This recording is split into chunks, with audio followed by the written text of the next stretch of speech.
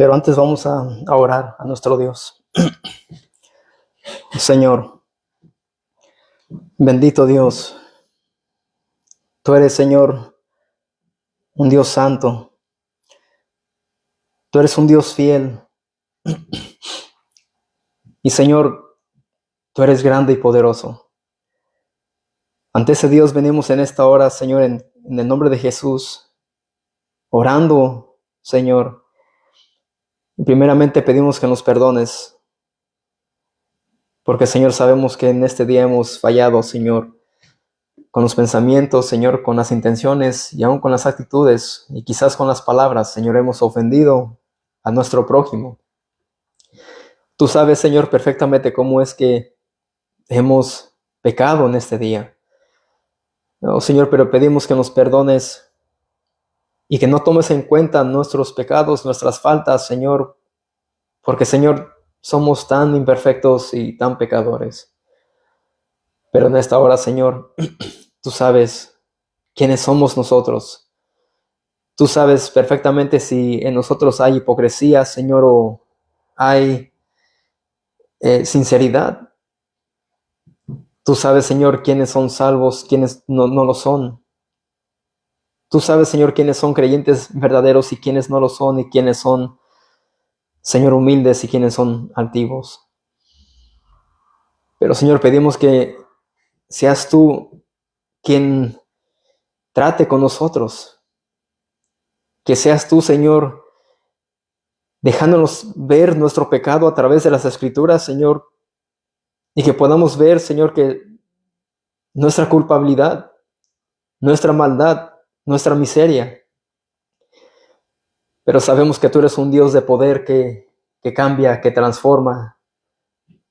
Señor, que salva al pecador. Señor, por favor, ayúdanos para que podamos nosotros reconocer siempre que pequemos, Señor, que hemos pecado, Señor, contra ti y que hemos quebrantado, Señor, tu palabra. Oh, Señor, pedimos que nos perdones en el nombre de Jesús. Y, Señor, te damos las gracias también por la salud. Señor, gracias por la vida. Gracias, Señor, porque en este momento hemos podido venir a este lugar para estar reunidos en tu nombre, para poder escuchar tu palabra. Esta es una gran bendición y un gran privilegio que muchos hermanos en otros países no tienen este privilegio y esta libertad que tenemos en este país.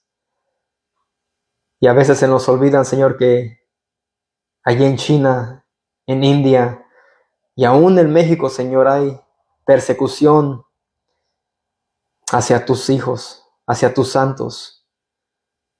Hay oposición, Señor, de otras religiones y de los ateos también. Hay cristianos que son perseguidos, Señor, y son maltratados por causa de tu nombre. Pero aquí, Señor, estamos nosotros con una libertad, Señor, que a veces la pasamos por alto y la menospreciamos a veces. Tenemos Biblias, tenemos libros que pueden edificar nuestras vidas, Señor, y en otros países ellos se gozan y se alegran y con tan solo una página de tu palabra, ellos realmente sí atesoran, Señor, tu palabra. Y nosotros a veces, Señor, tenemos muchas Biblias de versiones diferentes y ni aún ni así la leemos. Señor, quita de nosotros esa hipocresía, Señor. Y pon el deseo en nosotros de siempre estar alimentándonos de este pan espiritual, Señor. Ayúdanos para que podamos crecer en fe. Te lo pedimos, Señor, ayúdanos.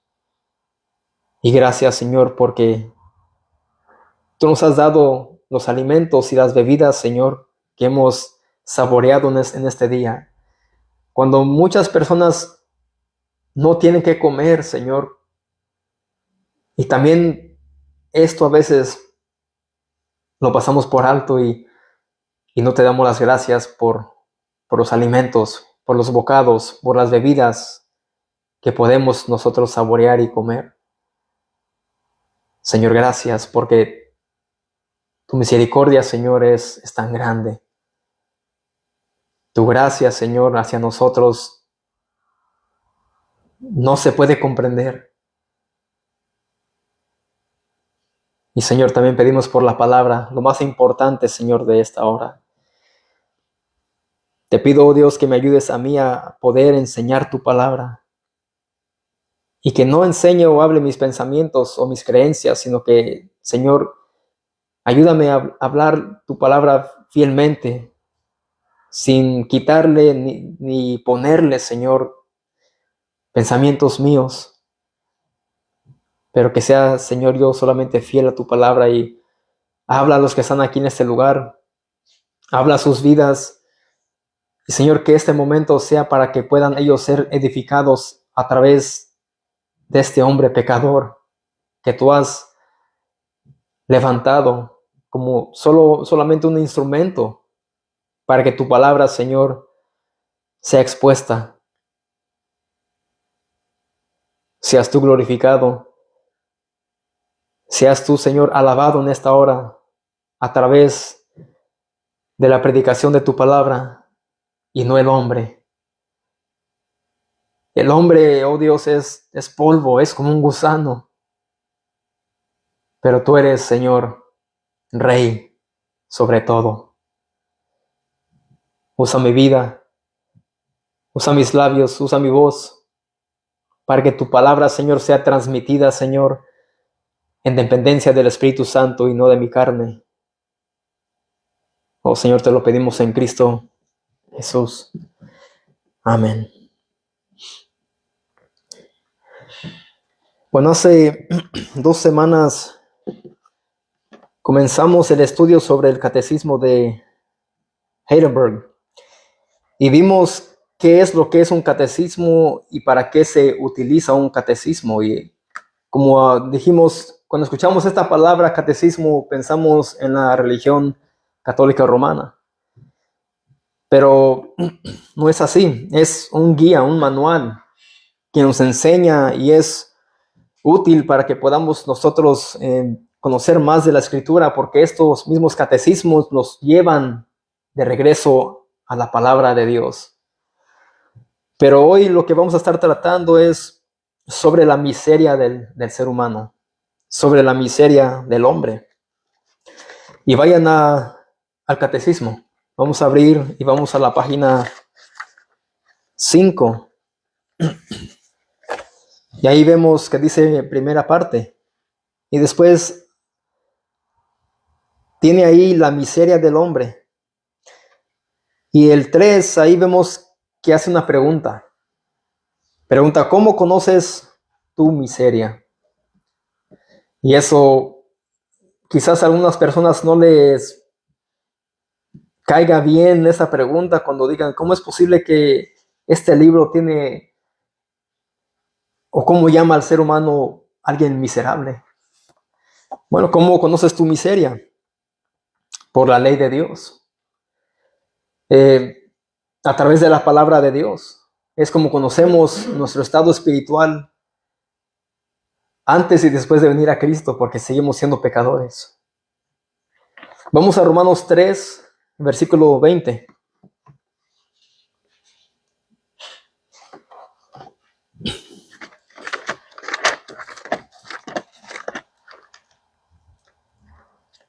Romanos capítulo 3, versículo 20. Y dice así la palabra del Señor. Dice el apóstol Pablo, ya que por las obras de la ley ningún ser humano será justificado delante de él, dice ahí. Nadie puede ser justificado a través de las obras de la ley. Dice, ningún ser humano, ningún humano. Dice, porque por medio de la ley es el conocimiento del pecado. El apóstol Pablo dice claramente que a través de la palabra de Dios, o cuando uno llegue a conocer la palabra de Dios, es que uno va a conocer y entender su pecado. Eso es lo que la palabra de Dios hace con el ser humano, le hace ver su maldad, le hace ver su miseria. y nos hace ver que somos adúlteros de corazón, que somos homicidas de corazón, que somos personas que codiciamos, que mentimos, que deshonramos a padre y a madre. Eso es lo que la palabra nos dice cuando miramos los 10 mandamientos. Y nadie puede guardar los 10 mandamientos. Ahora vamos a Romanos capítulo 7, versículos 7 al 12.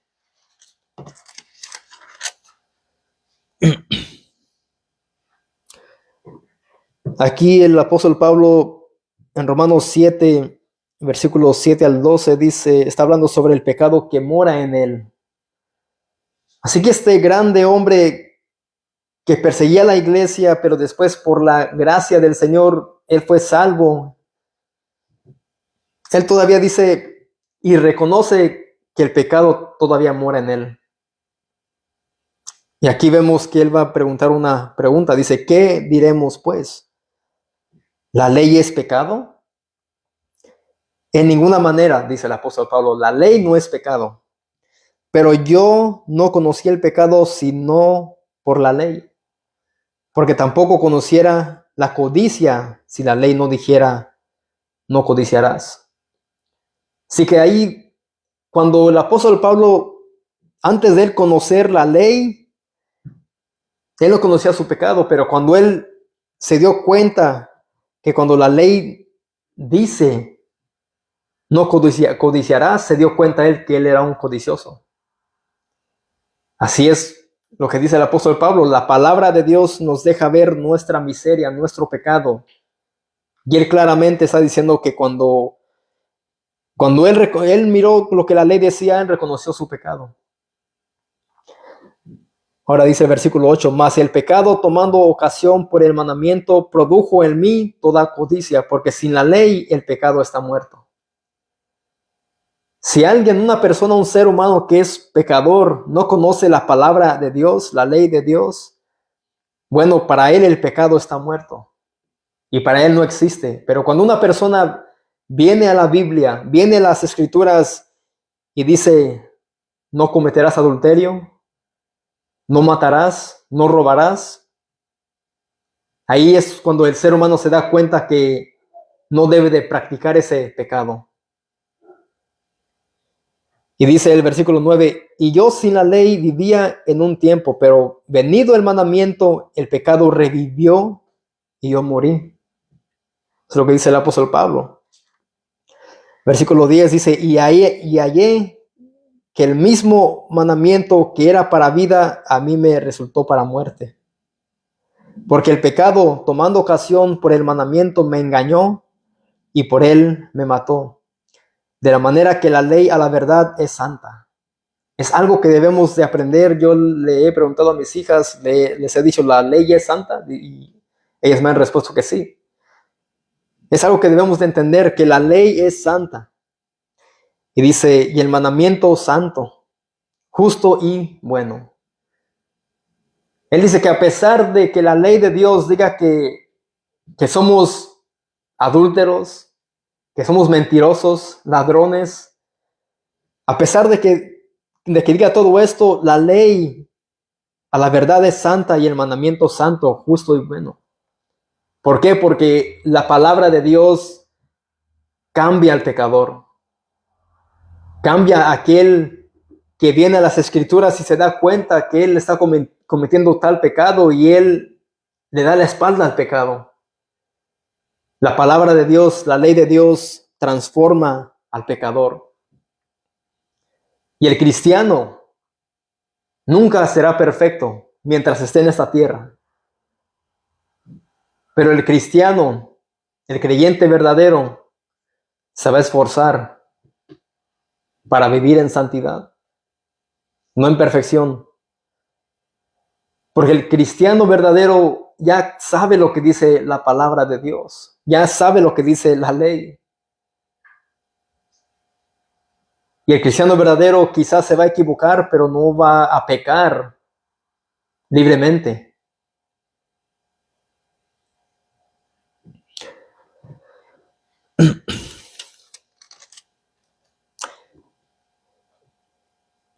En cuanto a la ley, le mostró al apóstol Pablo su pecaminosidad. En una ocasión, él se llamó a sí mismo miserable. Vamos ahí al versículo 19, ahí de Romanos 7. Y vamos a ver cómo es que él lucha con su pecado. El apóstol Pablo dice, porque no hago el bien que quiero, sino el mal que no quiero, eso hago, dice el apóstol Pablo. ¿Cuántos de aquí se identifican con el apóstol Pablo? Él dice, porque no hago el bien que quiero, sino el mal que no quiero, eso hago. Eso es lo que hacemos. Si la palabra, la ley dice, ama a tu prójimo como a ti mismo, ¿quién de aquí ama a todos sus prójimos? Hay momentos que vamos a aborrecer al prójimo, que vamos a sentir rabia en contra de él o de ella. Es lo que dice el apóstol Pablo. No hacemos el bien que queremos hacer, sino el mal que no queremos. Eso hacemos. Y si hago lo que no quiero, ya no lo hago. Ya no lo hago yo, sino el pecado que mora en mí, es lo que dice él. Cuando él practica el pecado, dice que el pecado es quien lo lleva a hacer. Dice el 21, así que queriendo yo hacer el bien, hallo esta ley, que el mal está en mí. Esta ley está en él y está en nosotros. Queriendo hacer el bien, hallo esta ley, que el mal está en mí, que el pecado mora en nosotros. Pablo expresa más que un intento de reformarse a sí mismo, motivado por el temor, y en su corazón hay un compromiso con la santidad demandante de Dios y una fuerte oposición miserable del pecado que él comete. Es una lucha. Él sabía que era una lucha entre hacer el bien y el mal, pero él dice, termino haciendo lo que no quiero. Versículo 22, porque según el hombre interior me deleito en la ley de Dios, pero veo otra ley en mis miembros que se rebela contra la ley de mi mente y que me lleva cautivo a la ley del pecado que está en mis miembros. Es algo real, mi amado. Y que dice el versículo 24, dice, miserable de mí. ¿Ven cómo se llama, cómo se expresa de sí mismo el apóstol Pablo? Él se dice miserable de mí. No dijo de mi pecado. De él mismo dice, miserable de mí, ¿quién me librará de este cuerpo de muerte? ¿Quién lo podrá librar a él de este cuerpo pecaminoso, que es atraído por el mundo, por las tentaciones, por las cosas pasajeras de este mundo? Él dice, miserable de mí. Esta es una expresión de un santo del Señor e imperfecto, clamando en su miseria. ¿Acaso tú has pensado de esta manera de ti alguna vez? Cuando te has equivocado, que has hecho algo que no pensabas hacer, pero lo hiciste. Es como decir, oh, qué tonto. ¿Qué hice? Me equivoqué. Lo hacemos. Así que vemos, ahí está la respuesta a lo que dice, ¿cómo conoces tu miseria? Vimos que el apóstol Pablo dijo que es a través de la ley que conocemos nuestra maldad, nuestro pecado. Y la palabra miseria en la Biblia se refiere al estado de mayor desacuerdo con Dios y sus leyes. Eso es una miseria.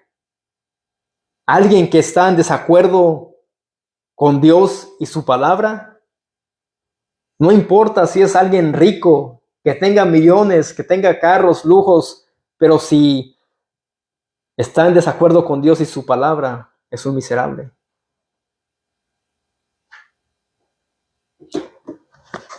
Vayamos al catecismo. Siguiente pregunta dice en el número 4, dice, ahora, ¿qué requiere la ley de Dios de nosotros? ¿Qué es lo que requiere la ley?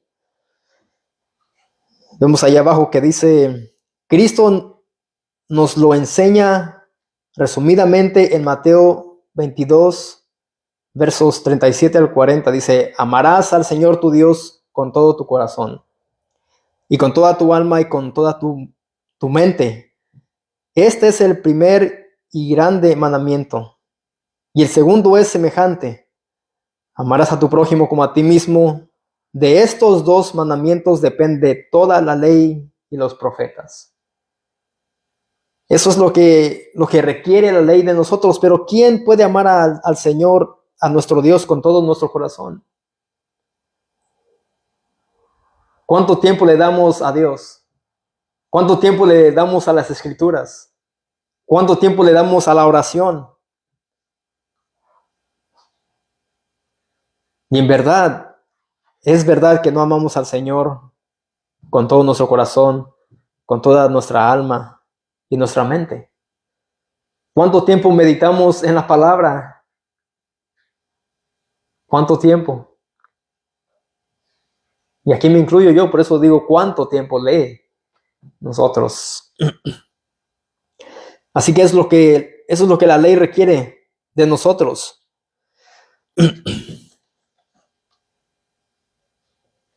Ahora vamos a Gálatas capítulo 5, versículos 13 al 14.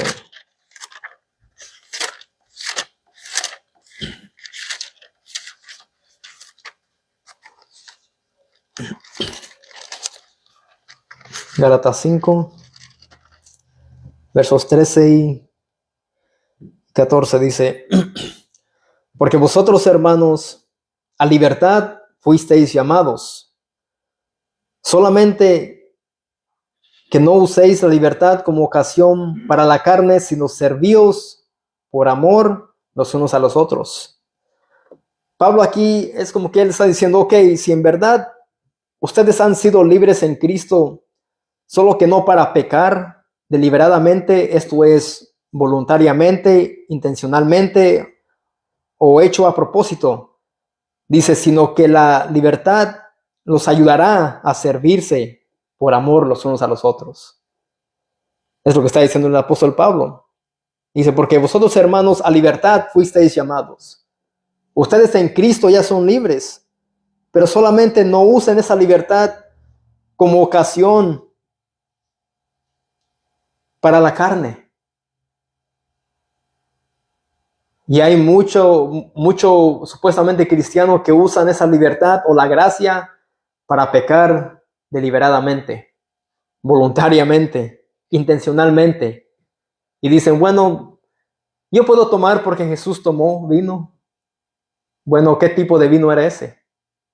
¿Acaso tomó licor, tequila? Y muchos que toman, que se embriagan, quieren justificar su pecado diciendo, bueno, Jesús tomó, ¿por qué yo no? Bueno, yo puedo fumar marihuana porque la Biblia no lo prohíbe. Muéstrame un versículo de que no debo de fumar marihuana. Y se justifican ellos haciendo y practicando todo esto para justificar su pecado. Y son supuestamente cristianos, pero ellos dicen que son libres en Cristo, pero ellos solamente usan esta supuestamente libertad y la gracia como ocasión para sus propios deleites, para su propia carne, para el amor a su pecado. Y es lo que dice aquí el apóstol Pablo. Dice, sino que esa libertad los va a ayudar, dice, a servirse por amor los unos a los otros. ¿Por qué? ¿Qué dice el versículo 14? Porque toda la ley en esta sola palabra se cumple. Amarás a tu prójimo como a ti mismo. Es lo que dice ahí el apóstol Pablo. En el amor se cumple la obediencia, y el amar al prójimo es un mandato y no es una opción. El amar al prójimo no es un si quieres, si te cae bien, si no, puedes amar a este o al otro, a tu hermano y a tu hermana no. a tu tío y a tu tía no. Bueno, el amar es un mandato de Dios, no es una opción. Esto se nos hace difícil, pero es lo que la ley requiere y demanda y manda de nosotros como creyentes. Es lo que la ley requiere de nosotros. Y aquí está la respuesta a la pregunta número 4. ¿Qué requiere la ley de Dios de nosotros? Después de que reconocemos nuestra miseria, pero después venimos a Cristo y somos salvos, ahora, ¿qué requiere la ley de nosotros? Amarás al Señor tu Dios con todo tu corazón, con toda tu alma y con toda tu mente. Y después amarás a tu prójimo como a ti mismo.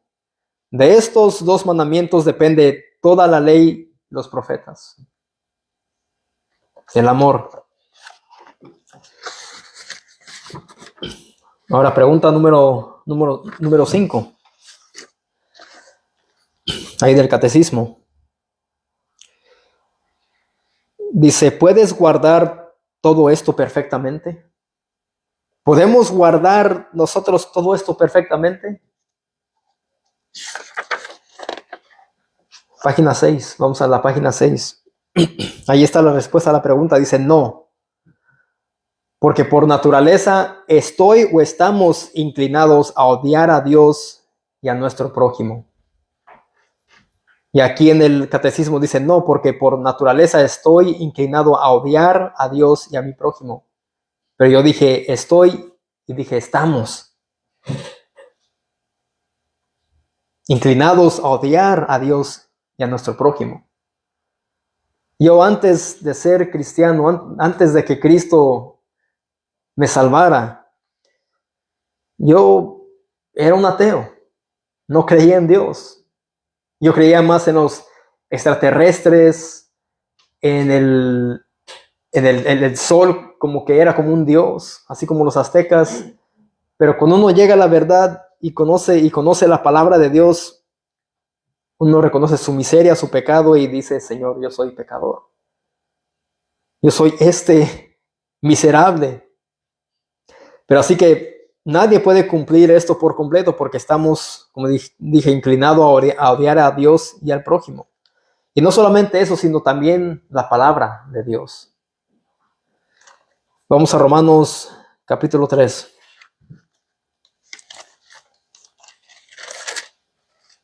Romanos 3, versículo 10,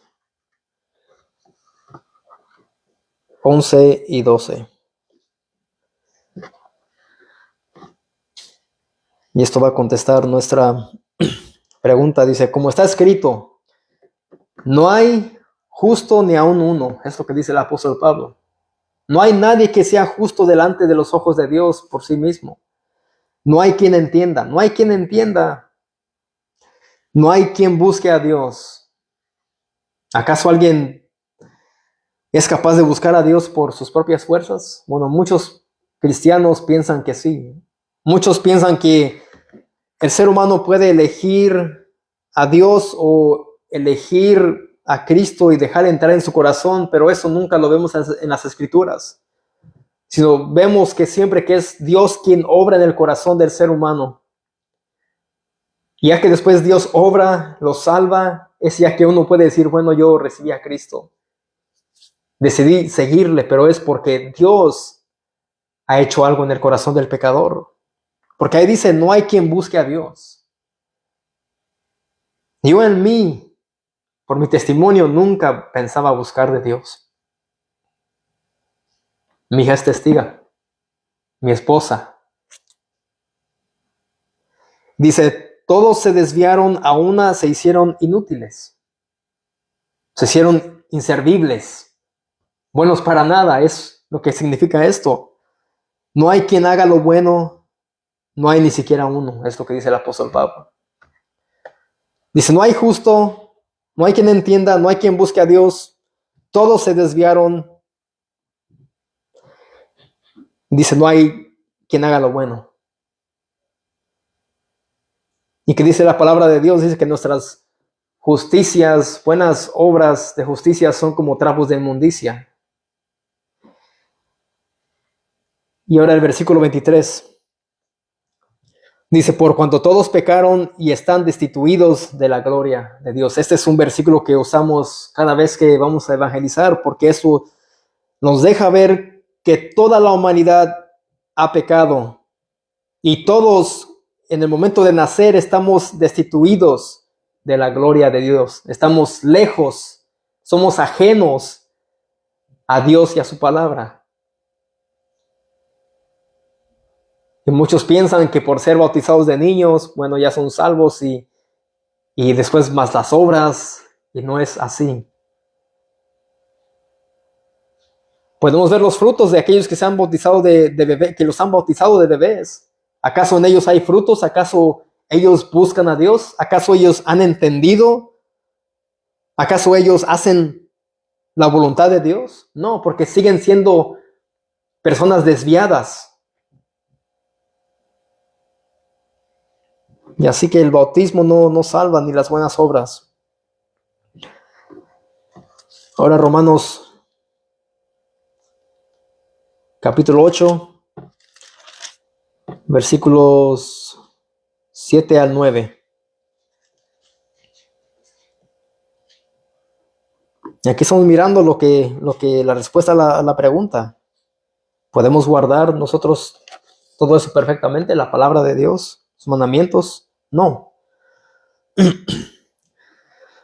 Romanos 8, 7 al 9 dice, por cuanto los designios. ¿Y qué significa designios? Eso es el propósito o las intenciones de la carne son ¿qué? Enemistad contra Dios. Es lo que está diciendo ahí el apóstol Pablo.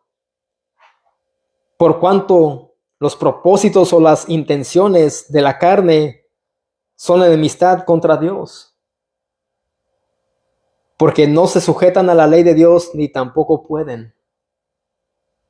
¿Quién se puede sujetar a la ley de Dios? ¿Tú te puedes sujetar a la palabra de Dios al 100%? ¿A la perfección? No podemos. Cuando la palabra dice orar sin cesar, ¿quién puede orar sin cesar?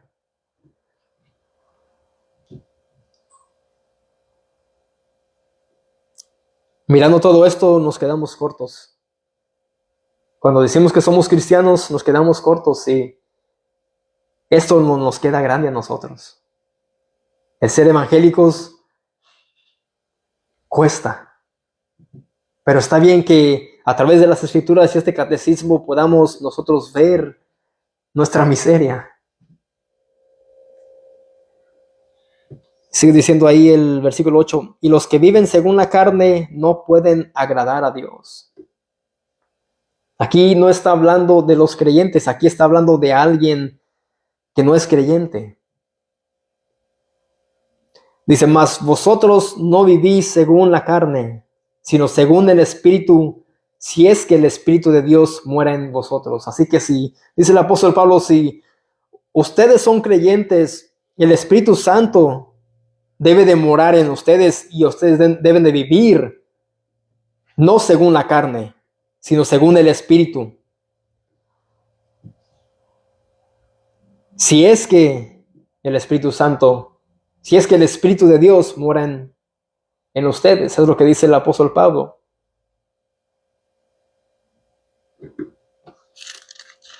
Ahora vamos a Efesios, capítulo 2.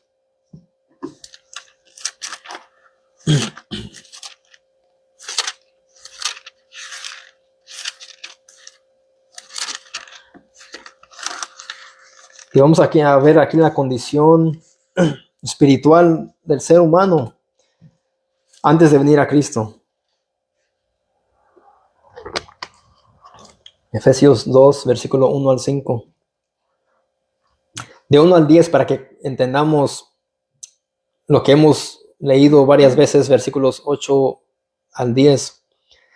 Efesios 2, 1 dice, y Él os dio vida a vosotros, cuando estabais muertos en vuestros delitos y pecados, dice el apóstol Pablo, Dice que Él nos dio vida cuando estabais muertos en vuestros delitos y pecados.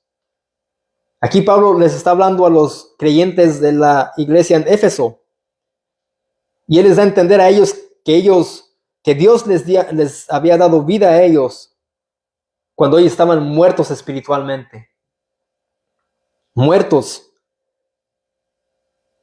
siendo culpables de sus pecados, estando enemistados con Dios, estando destituidos de la gloria de Dios. Dice en el versículo 2, y en los cuales anduvisteis en otro tiempo, siguiendo la corriente de este mundo conforme al príncipe de la potestad del aire, el espíritu que ahora opera en los hijos de desobediencia, entre los cuales también todos nosotros vivimos en otro tiempo en los deseos de nuestra ¿qué? Carne, haciendo la voluntad de ¿qué? De la carne y de los pensamientos, y éramos por naturaleza hijos de ira, lo mismo que los demás. Aquí Pablo les está recordando a esos creyentes quiénes eran ellos antes de ser salvos por Jesucristo. Antes de que Dios les diera vida a ellos, antes de que ellos creyeran en el Hijo de Dios. Versículo 4. Pero Dios, que es rico en misericordia por su gran amor con que nos amó, ustedes eligieron a Jesús. Ustedes invitaron a Jesús en su corazón. No, dice ahí, aún estando nosotros muertos en pecados, nos dio vida juntamente con Cristo. Ahí está otra vez diciendo que Él nos dio vida con Cristo. Y dice Él, por gracia sois salvos. Y juntamente con Él, dice, nos resucitó. Ahí está otra obra de Dios. Ahí está Dios trabajando, dando vida. Y ahora dice, Él nos resucitó. Y asimismo nos hizo que sentar en los lugares celestiales con Cristo Jesús. ¿Para qué? Para mostrar en los siglos venideros las abundantes riquezas de su gracia en su bondad para con nosotros en Cristo Jesús, para su gloria. Es como lo que quiere decir el apóstol Pablo. Él hizo todo esto para llevarse la gloria, para que sea evidente las abundantes riquezas de su gracia en su bondad para con nosotros en Cristo Jesús. Es lo que dice el apóstol Pablo. Él hizo todo.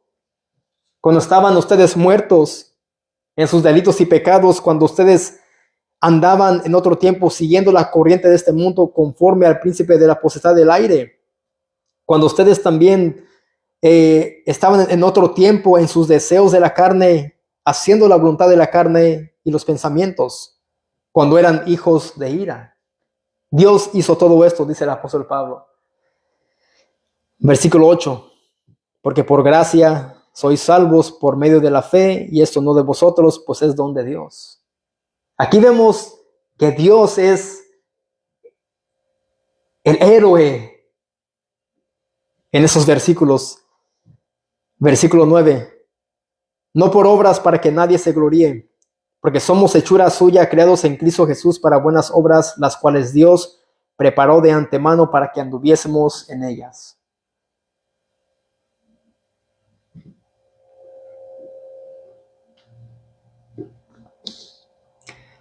Y esto nos da a entender que hubo solo una persona que pudo cumplir la ley, y ese es Jesucristo. Mateo 5:17.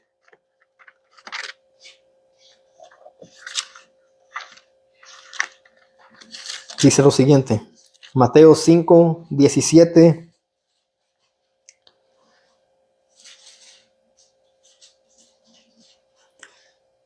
Dijo nuestro Señor Jesucristo, no penséis que he venido para abrogar la ley o los profetas. No he venido para abrogar, sino para qué? Para cumplir, dice Jesús. Él vino ciertamente para cumplir la ley perfectamente, No solamente la ley moral, los 10 mandamientos, sino también las otras leyes que eran más de 600 leyes que Dios le dio a su pueblo y él cumplió todas al 100%. Algo que los reyes no pudieron hacer, algo que los profetas no pudieron hacer, ni los sacerdotes. Ellos no pudieron cumplir la ley.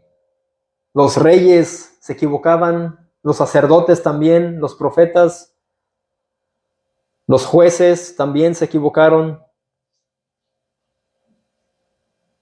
Desde Adán comenzó todo esto, la miseria. Y ahora por Adán es que somos miserables.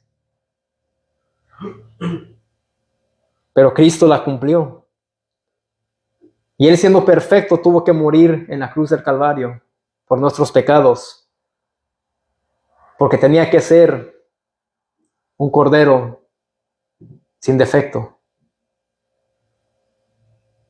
Así como Dios demandaba un animal sano, completamente sano, para los sacrificios, bueno, Cristo fue el sacrificio perfecto, que sí quitó el pecado.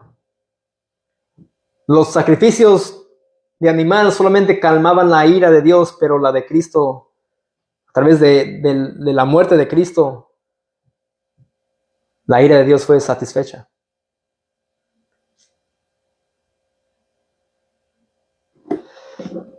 El ser humano no tiene la capacidad de buscar de Dios en lo absoluto. Y como dijo el predicador Paul Washer, él dijo lo siguiente, dice: nosotros no atribuimos nada en nuestra salvación, solo nuestro pecado que nos condena, y Cristo es nuestro Salvador solo por la gracia del Padre. Amén. No atribuimos nada a nosotros, solamente Dios ve nuestra miseria, nuestro pecado, y Él proveyó un cordero.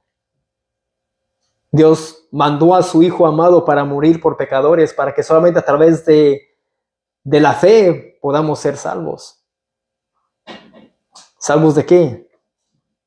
Muchos piensan que de ir al infierno, pero salvos de la ira de Dios. Eso es lo más doloroso que el impío va a experimentar por una eternidad, la ira de Dios misma. Y no es que Satanás va a estar ahí en el infierno riéndose de cada impío que vaya al infierno, sino que la ira de Dios la sufrirán. Pero Cristo hizo lo que tenía que hacer para que no experimentáramos nosotros eso. Y en Cristo ahora somos libres de nuestra miseria. Aunque tengamos luchas, nuestra carne quiere hacer esto, pero en nuestra mente la ley de Dios dice: haz esto. Es una batalla constante, pero lo podemos hacer. Vamos a orar. Oh Señor, oh Dios, Señor, gracias primeramente por Cristo. Señor, gracias por tu Hijo amado, Señor, que lo enviaste a morir por viles pecadores, Señor, que no merecían ni tu perdón ni tu amor.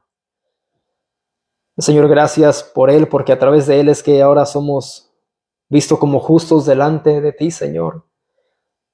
Y tú ves solamente la obra de Cristo y no las nuestras. Tú ves, Señor, solamente la justicia de Cristo y no la nuestra, Señor. Porque sin Cristo, Señor, estuviéramos perdidos. Estuviéramos sin esperanza.